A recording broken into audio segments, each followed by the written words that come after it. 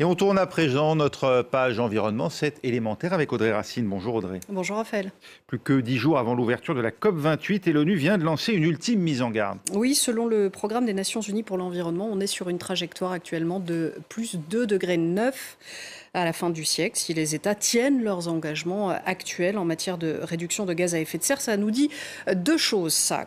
D'une, que ces engagements sont loin d'être assez ambitieux pour éviter d'immenses catastrophes.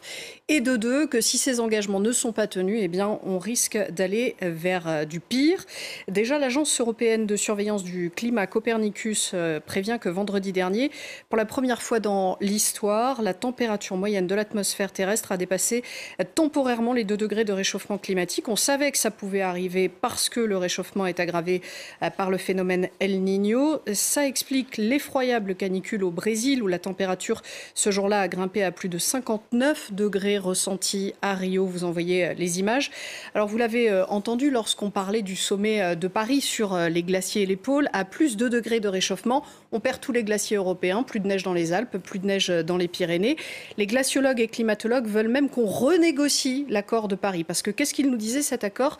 Qu'il fallait limiter le réchauffement climatique à plus 2 degrés et si possible à 1,5 degré.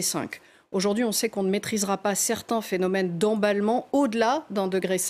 On a mis beaucoup de temps à dépasser le premier degré de réchauffement planétaire. On mettra beaucoup moins de temps à arriver à plus de degrés. C'est exponentiel aussi parce qu'avec le réchauffement, on perd nos puits carbone, la capacité de la Terre à absorber le trop-plein de gaz à effet de serre.